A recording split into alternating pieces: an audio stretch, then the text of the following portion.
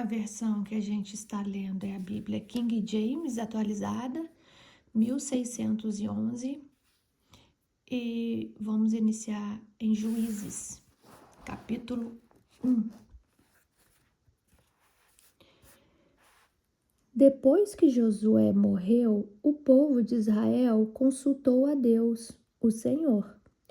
Qual de nossas tribos deverá subir primeiro para desterrar os cananeus restantes? Respondeu o Senhor: Judá subirá primeiro. Entregarei a terra nas suas mãos. Então os homens de Judá exortaram aos seus irmãos da tribo de Simeão: Sobe conosco ao território que nos foi designado por sorteio. Lutaremos contra os cananeus e nós também cooperaremos convosco na conquista das terras que lhe foram dadas. E os homens de Simeão foram com eles. Judá subiu, pois, e o Senhor entregou-lhe nas mãos os cananeus e os ferezeus, e mataram 10.000 homens em Bezeque. Tendo encontrado Adoni-Bezeque nestas terras, lutaram contra ele e feriram os cananeus e os ferezeus. Adoni-Bezeque fugiu, mas eles os perseguiram e os prenderam e lhe cortaram os polegares das mãos e dos pés. Adoni-Bezeque exclamou: 70 reis com os polegares das mãos e dos pés cortados apanhavam migalhas debaixo da minha mesa. Como eu fiz, Deus me retribuiu. E levaram-no a Jerusalém, e aí morreu. Os homens de Judá invadiram também Jerusalém e a conquistaram. Eliminaram todos os seus habitantes a fio da espada e a incendiaram. Depois, os filhos de Judá desceram para combater os cananeus, que habitavam na terra, no Neguebe e na Cefelá, baixada entre a planície costeira e as montanhas.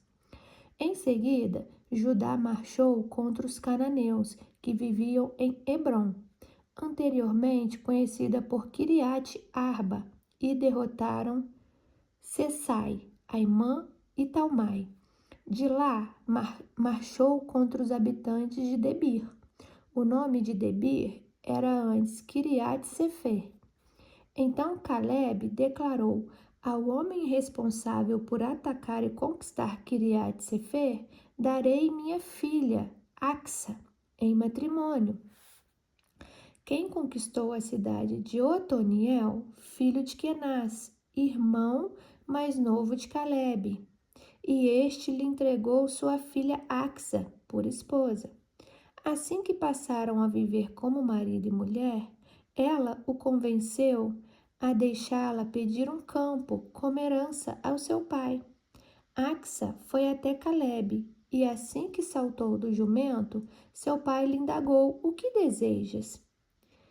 Ela então lhe rogou: concede-me uma bênção, visto que me destinastes às terras secas de Neguebe.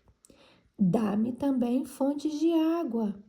E Caleb lhe deu as fontes superiores e as fontes que ficavam nas terras baixas.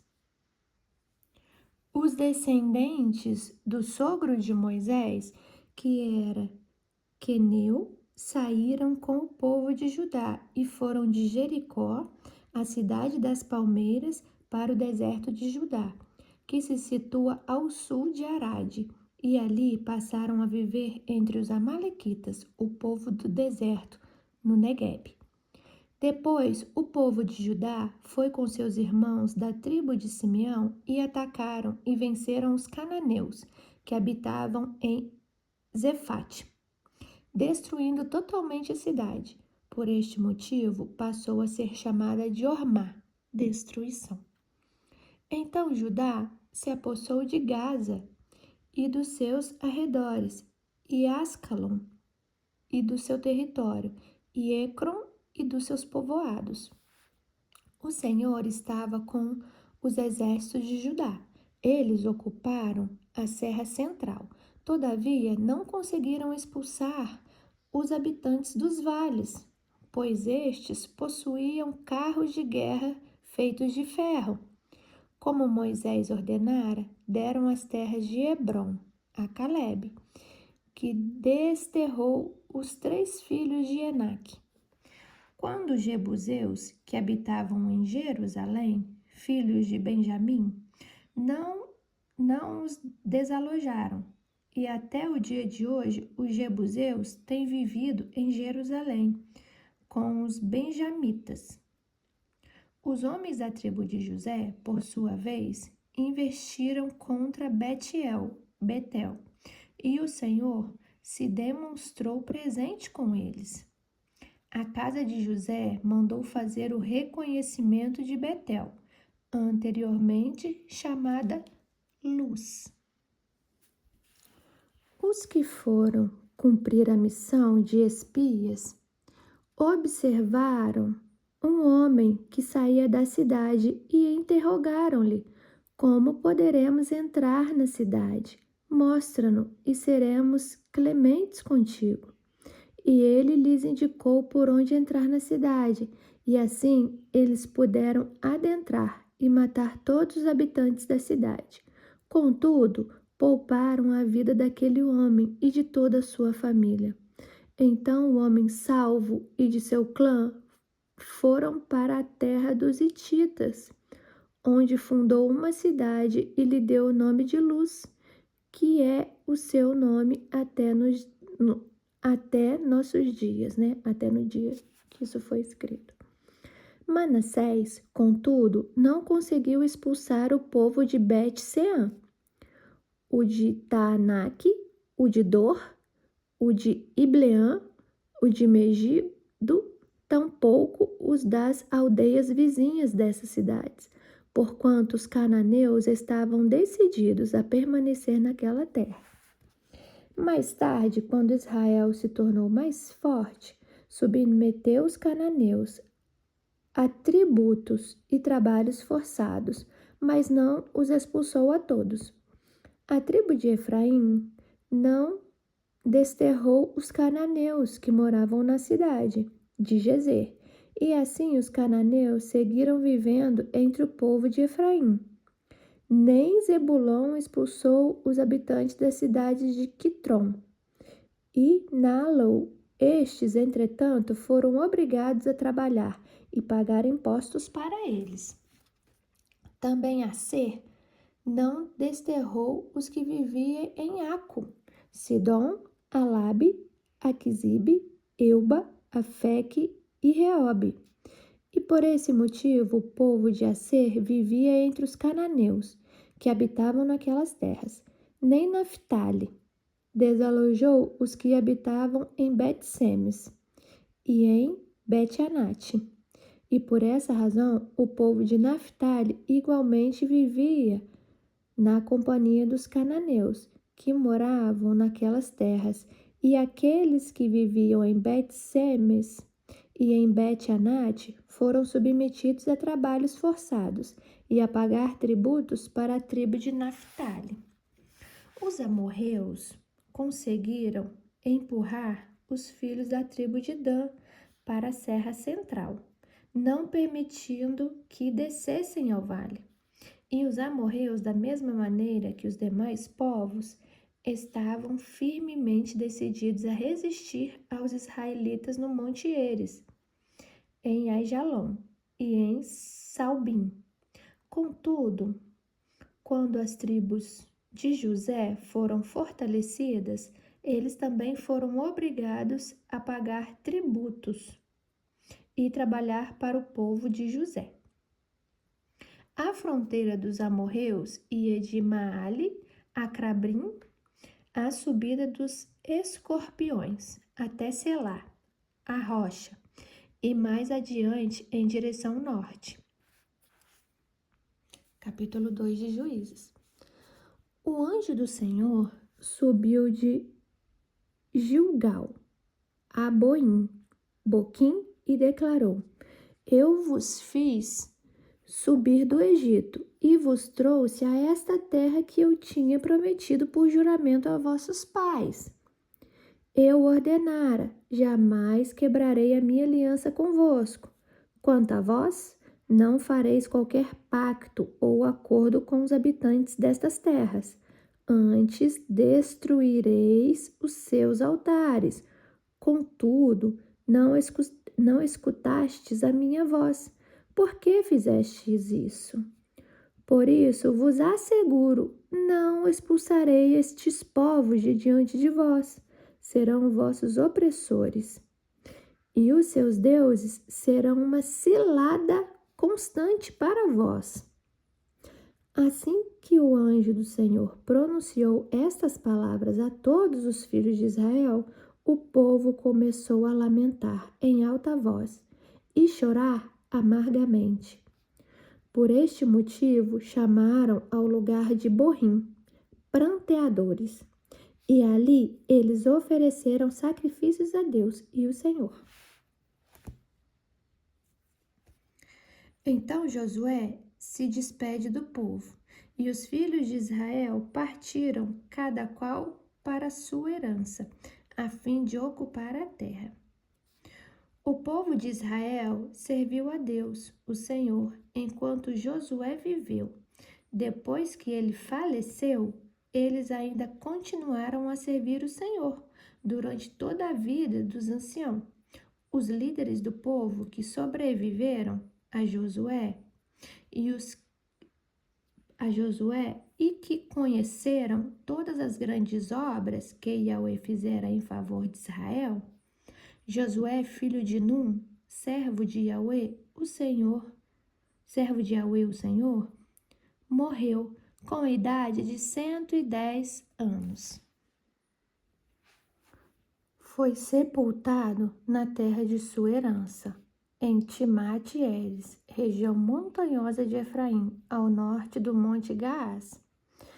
Depois que toda aquela geração morreu e foi reunida aos seus antepassados, surgiu uma nova geração que se esqueceu do Senhor. Gravem isso. Surgiu uma nova geração que se esqueceu do Senhor e das orientações e dos grandes feitos do Senhor, em benefício do povo de Israel. Então, os filhos de Israel fizeram o que era mal aos olhos do Senhor e prestaram culto e serviço aos Baalins. Olha só, viraram as costas para Deus. Abandonaram Yahweh, o Deus de seus pais, que os tinha feito sair da terra do Egito, e passaram a servir e a adorar vários deuses, cultuados pelos povos ao seu redor, provocando a ira do Eterno. Tá vendo? Olha, passaram a servir e adorar a vários deuses. Gravem isso, ó, eles quebraram o pacto, a aliança. Deixaram a Yahweh e prestaram culto a Baal e a Astarote. Então a ira do Senhor se acendeu contra Israel, e ele os entregou nas mãos dos invasores, que os espoliaram, e os entregou aos inimigos que os cercaram, e não puderam mais oferecer-lhes resistência. Em todas as batalhas que os israelitas empreendiam, a mão do Senhor era contra eles para lhes derrotar. Tá vendo? Você não vê Satanás agindo. Você vê que o Senhor, ó, vou repetir mais uma vez, o Senhor abandonou eles, ó. Em todas as batalhas que os israelitas empreendiam, a mão do Senhor era contra eles. A mão do Senhor era contra os israelitas, para lhes derrotar, conforme tudo quanto eles havia advertido e jurado. Vocês lembram da aliança em que Deus fez com eles? Se caso eles virassem as costas para Deus e não cumprissem o pacto a qual eles juraram a Deus, Deus o que aconteceria com eles, vocês lembram? Que a gente leu, né? Porque a aliança, o pacto que eles fizeram, tinha as coisas boas, caso eles obedecessem, mas tinha as coisas ruins, caso eles desobedecessem. E eles firmaram e selaram todo o povo de Israel esse pacto com Deus. Então, Deus havia cumprido a parte dele, que era dar as terras, né? Ajudar o povo a vencer as batalhas. Mas o povo, olha, não cumpriu com ele. Então, eu vou ler mais uma vez esse versículo. Em todas as batalhas que os israelitas empreendiam, a mão do Senhor era contra eles, para lhes derrotar, conforme tudo quanto lhes havia advertido e jurado. E grande aflição e angústia dominavam todo o povo. Então Yahweh levantou juízes, líderes, que os libertaram das mãos daqueles que os atacaram para saquear. Mas não escutavam nem mesmo aos juízes. Tá vendo? Deus levantou juízes e o povo não obedecia. E se prostituíram. Prostituir é adorar. E se prostituíram a outros deuses. E se prostraram diante deles. Depressa, se afastando do caminho que seus pais haviam seguido, obedientes aos mandamentos do Senhor, e não acompanharam a devoção de seus antepassados. Quando Yahweh lhes suscitava juízes, o Senhor estava com estes líderes e os salvava das mãos dos seus inimigos durante todo o tempo em que vivia o juiz escolhido. Porquanto o Senhor se comovia por causa dos clamores dos israelitas. Tá vendo? Mesmo os israelitas tendo quebrado o pacto, o Senhor se comovia com os clamores dos israelitas e por esse motivo levantava-se esses juízes diante da opressão causada por seus perseguidores e dominadores. Tá vendo? Esse povo começou a ser oprimido e perseguido. Mas assim que morria o juiz, os israelitas reincidiam em seus erros e se tornavam ainda piores do que os seus pais. Seguiam outros deuses, serviam-nos e se prostituíam perante eles. E em nada renunciavam às más obras praticadas e ao caminho obstinado que trilhavam. Quando se diz e em nada renunciava às más obras praticadas, é que eles não se arrependiam das más obras praticadas e ao caminho obstinado que trilhavam. A ira do Senhor se inflamou, então, contra todo o povo de Israel, e ele declarou: considerando que este povo transgrediu a aliança, o que eu venho falando, ó. Considerando que este povo transgrediu a aliança que eu havia estabelecido aos seus antepassados e não escutou a minha voz, também eu não expulsarei mais de diante dos israelitas nenhuma das nações que Josué deixou ficar quando morreu, a fim, por meio delas, submeter Israel à prova, para ver se aprenderá a guardar o caminho de Yahweh e se andará nele, como o fizeram os seus antepassados. Tá vendo que tudo é Yahweh? Com a quebra da aliança, eles permitiram que Yahweh agisse dessa forma, porque tinha um pacto ali, um acordo, né? Esse é o motivo que o Senhor permitiu a essas nações ficarem na terra e não teve pressa de expulsar, e nem as entregou nas mãos de Josué. Capítulo 3 de Juízes. Eis, portanto, as nações que o Senhor permitiu ficar na terra, a fim de por elas submeter Israel à prova. Todos que não tinham passado por nenhuma das guerras de Canaã, ele procedeu deste modo, com o objetivo de ensinar todos os descendentes dos israelitas a arte da guerra, pois não tinham tido experiência anterior de combate.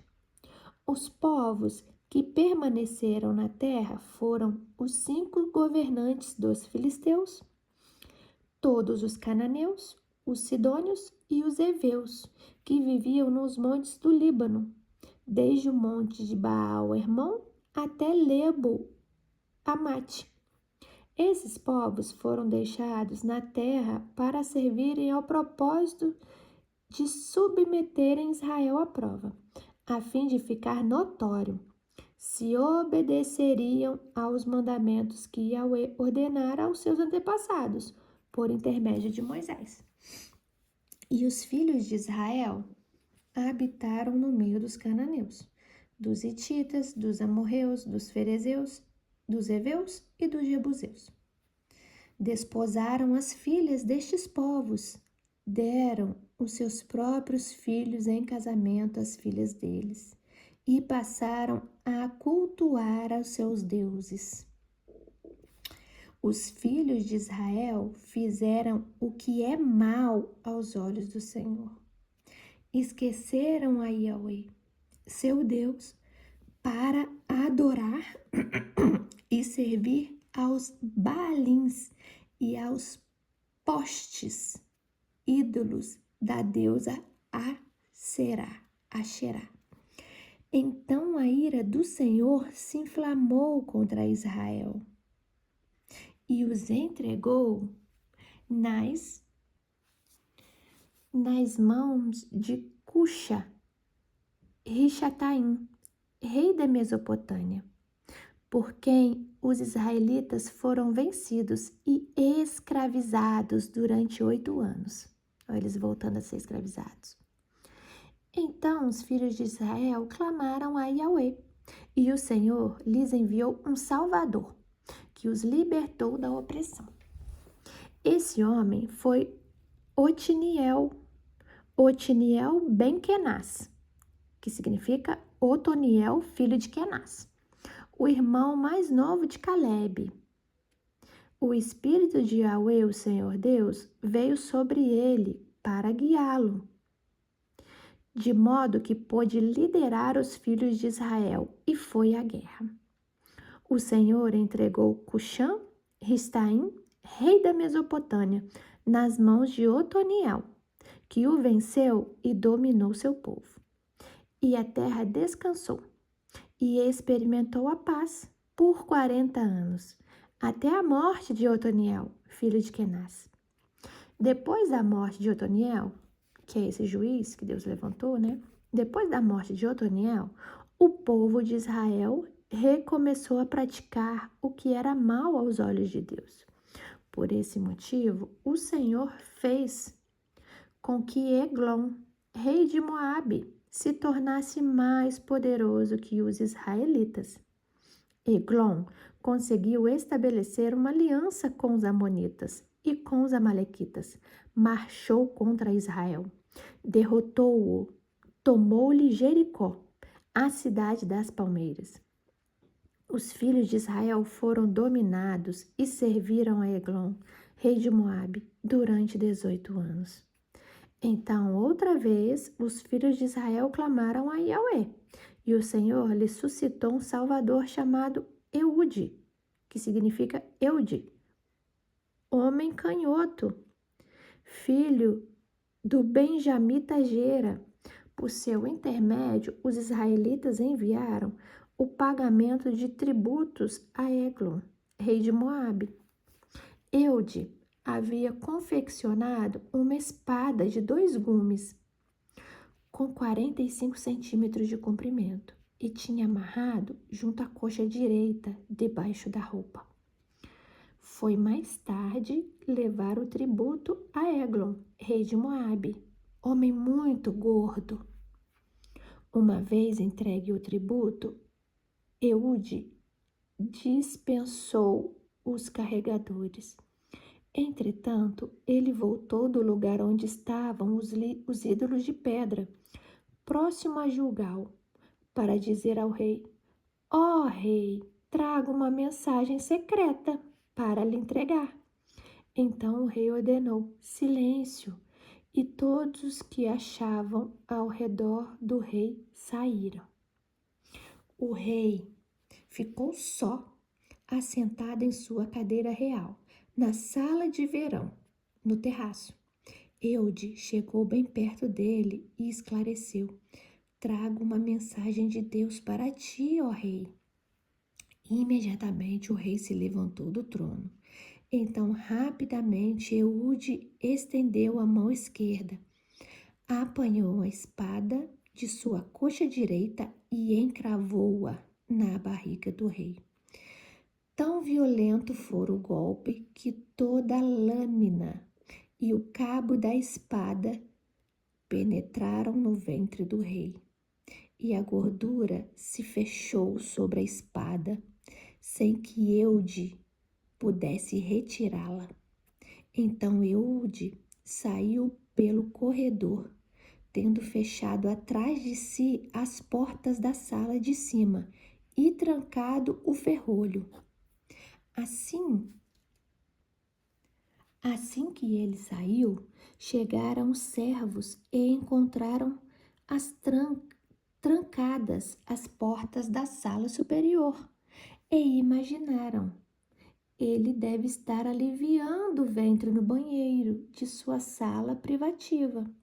Aguardaram muito tempo, porquanto nem sempre o rei abria as portas do cômodo superior. Por fim, cansados de esperar, tomaram a chave e as abriram. E lá estava o seu senhor, caído no chão, morto.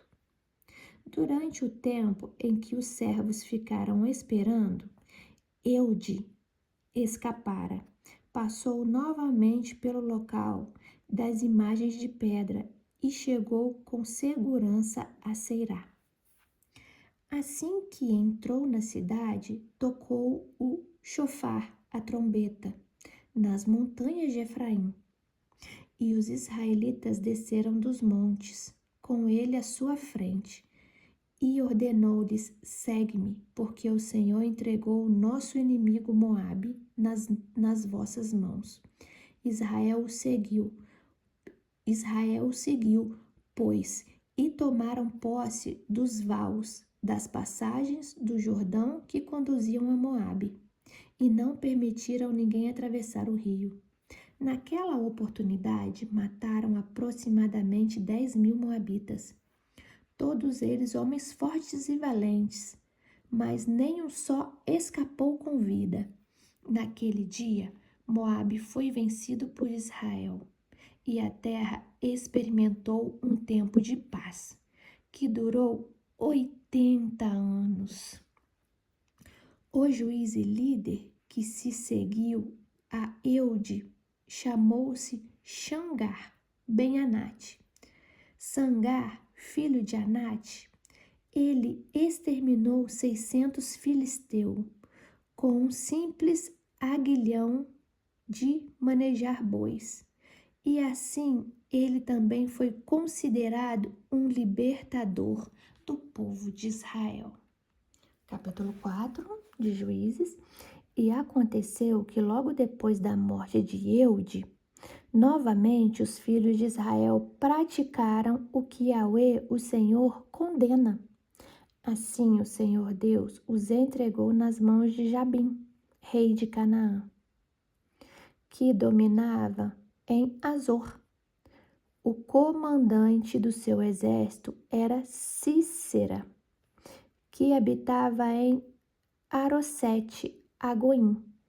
Os israelitas se lamentaram e clamaram a Yahweh, porque Jabim, que possuía 900 carros de ferro, os estava subjugando havia 20 anos.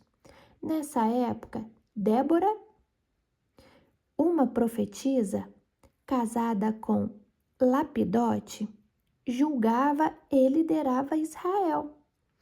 Ela assentava-se debaixo da conhecida tamareira de Débora, que ficava entre Ramá e Betel, as montanhas de Efraim. E os filhos de Israel costumavam vir até ela para que a juizasse sobre suas causas e questões. Certa ocasião, Débora mandou chamar Baraque, ben Avinoam. Baraque, filho de Abinoão, da cidade de Quedes, da tribo de Naphtali, e lhe declarou: Yahweh, Deus de Israel, em verdade te ordena: prepara-te, toma contigo 10.000 homens entre os filhos de Naphtali e os filhos de Zebulon, e vai ao monte Tabor. Eis que farei com que Cícera, o chefe do exército de Jabim, marche com seus carros e suas tropas até o rio Quisson, a fim de guerrear contra ti. Contudo, eu os entregarei em tuas mãos e tu os vencerás. Então Baraque rogou a Débora: se tu vieres comigo, eu irei, mas se não vieres comigo, também eu não marcharei. Ao que Débora lhe assegurou: que seja como pedes. Certamente irei contigo. Contudo, não será tua a glória dessa empreitada, porque o Senhor entregará Cícera nas mãos de uma mulher. E levantando-se prontamente, partiu Débora com Baraque em direção a Quedes, onde Baraque convocou as tribos de Zebulon e Naphtali. E se prepararam 10.000 homens, que o seguiram, e Débora marchou ao lado de Baraque. Entre mentes, o queneu Éber tinha se separado dos demais queneus e do clã dos filhos de Obade, sogro de Moisés, e tinha armado a sua tenda perto do carvalho de Tanaim, que localiza-se nas proximidades de Guedes. Anunciaram a Cícera que Baraque, filho de Abinoão, havia subido ao monte Tabor. Cícera convocou todos os seus carros de guerra, 900 carros de ferro, e todas as suas tropas, de Oresete a Goim, ao rio Quisson. Então Débora afirmou a Baraque: dispõe-te, porque este é o dia que o Senhor entregou Cícera nas tuas mãos. Porventura não marchou Yahweh à tua frente? Em seguida, pois, Baraque desceu do monte Tabor, e 10.000 soldados após ele. E Yahweh encheu de pânico a Cícera. Cícera é um homem, tá? E aniquilou todos os seus carros de ferro e todos os seus numerosos exércitos diante de Baraque. E Cícera saltou de seu carro de ferro e fugiu a pé. Baraque perseguiu os carros de guerra e os soldados inimigos até Araçote-Agoim. Todo o exército de Cícera foi morto ao fio da espada. Não sobrou um só adversário vivo. Cícera, contudo, fugiu a pé em direção à tenda de Jael, esposa de Éber, o queneu, porquanto havia paz entre Jabim, rei de Azor, e o clã do queneu Éber. Saindo Jael ao encontro de Cícera, ofereceu-lhe: entra, senhor meu, entra na minha tenda, não temas. Ele prontamente aceitou o convite e ela o cobriu com um tecido. Então ele lhe rogou: dá-me, peço-te de beber um pouco de água, porque tenho sede. Ela abriu um recipiente feito de couro que tinha leite, deu-lhe de beber e o cobriu de novo. E Cícera recomendou à mulher: põe-te alerta à entrada da tenda, e há de ser que, se vier alguém e te perguntar: há alguém aqui? Responde imediatamente: não. Então Jael, esposa de Éber, tomou uma estaca da tenda e lançou mão de um martelo, e foi-se mansamente a ele, e lhe cravou a estaca na têmpora, atravessando-lhe a cabeça até fincar na terra. Ele dormia profundamente, vencido pelo cansaço, e assim morreu. Eis que surge Baraque, perseguindo a Cícera. Jael saiu ao seu encontro e anunciou-lhe: Vem e te mostrarei o homem que procuras. Ele entrou com ela e contemplou Cícera caído, morto, com a estaca atravessada nas têmporas. Assim, Deus derrotou humilhantemente naquele dia Jabim, rei de Canaã, perante todo o exército de Israel. A mão dos filhos de Israel pesava cada vez mais duramente sobre Jabim, rei de Canaã, atacando-os sem parar, cada vez com mais força, até que finalmente exterminaram todo o povo de Jabim, rei de Canaã. Capítulo 5. Naquele dia, Débora e Baraque, filho de Abinoão, cantaram as palavras desta poesia. Então vamos lá para a poesia que eles cantaram. Os chefes de Israel consagraram-se para a grande batalha. De boa vontade, todo o povo se apresentou para lutar. Louvai a Yahweh, o Senhor. Ó reis, ouve, ó príncipes, escutai.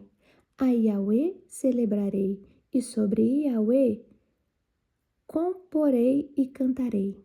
Yahweh, o Deus de Israel. Ó Senhor, quando saíste de Seir, quando marchastes desde os campos de Édom, a terra estremeceu, os céus se esvaíram em gotas, e as nuvens desfizeram-se em chuva. As montanhas tremeram diante do Senhor, o Deus do Sinai, perante Yahweh, o Deus de Israel.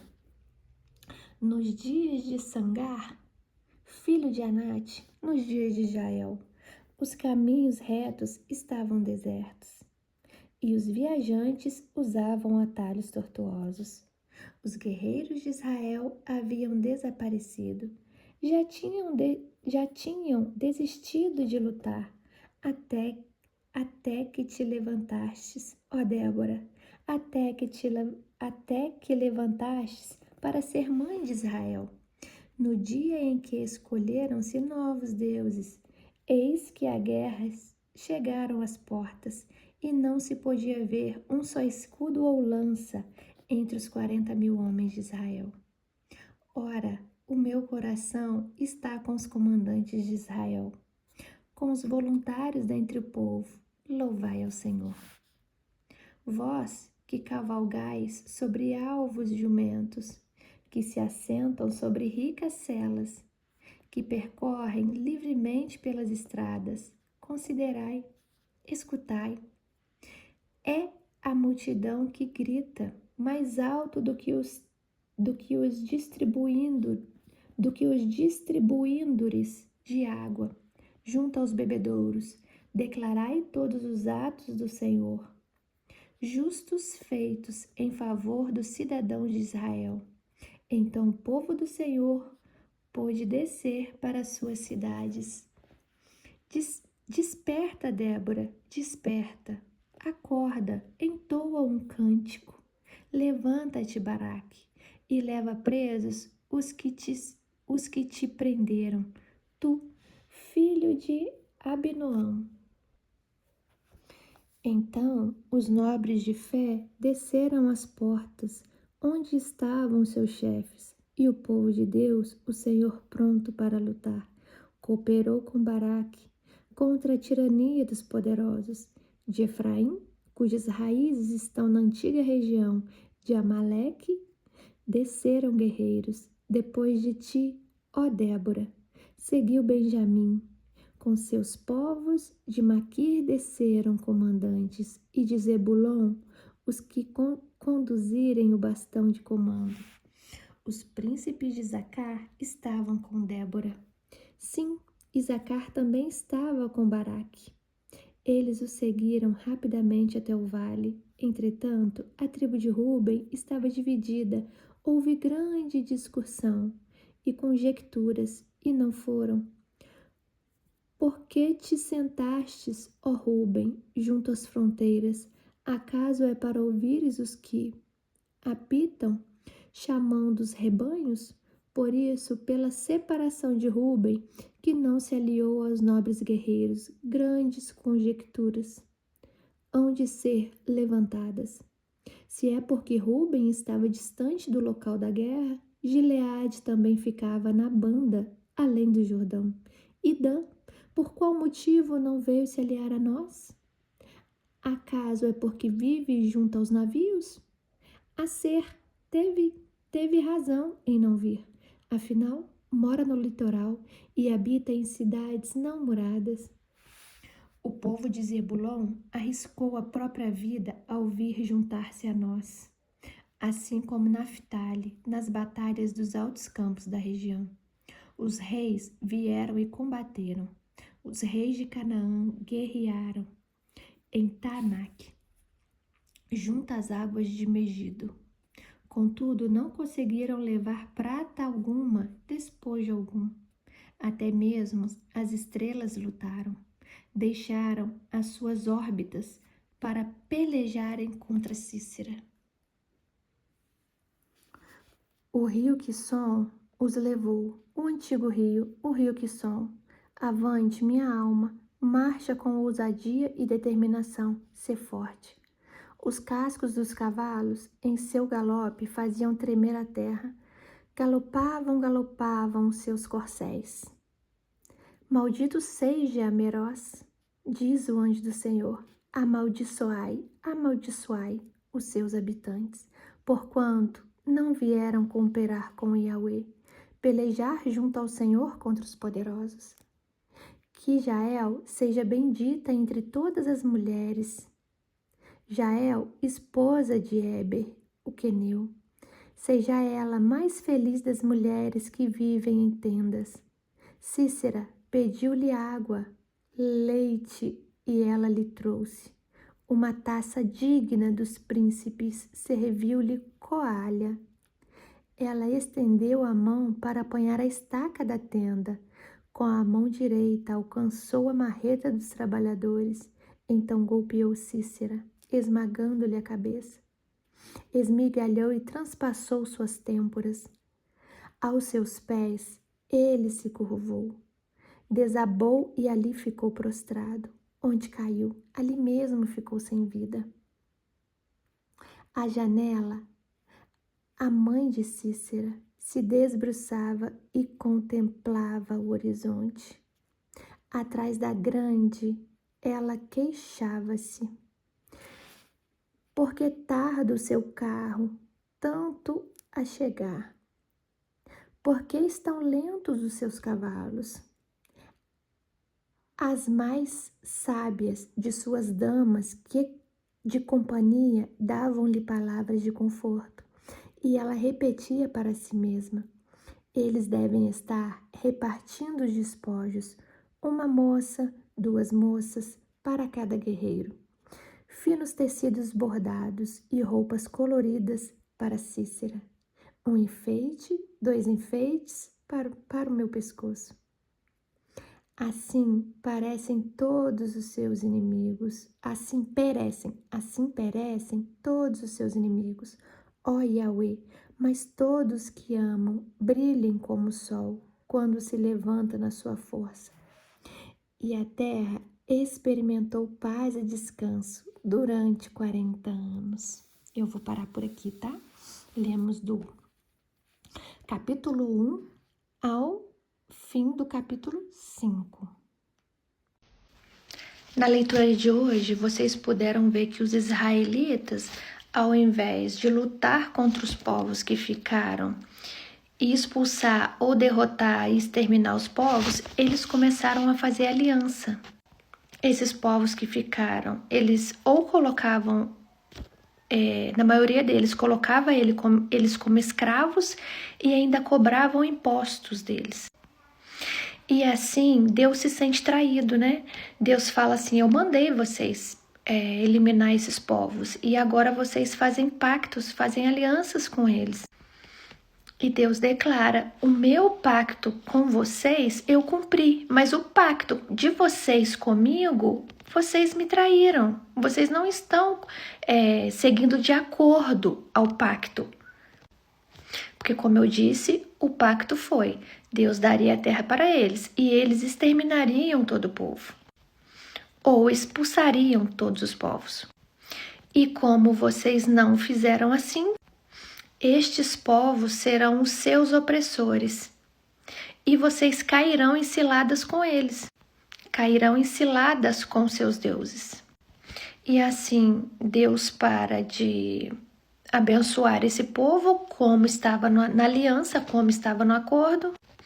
E esse povo de Israel começa a adorar Baal e Astarote. E assim o povo de Israel se torna escravos desses outros povos. Só que alguns israelitas voltam a clamar a Deus. E o que Deus faz? Deus é misericordioso. Então Deus começa a levantar juízes entre o povo, para guiar o povo a se voltar outra vez à adoração a Deus, né?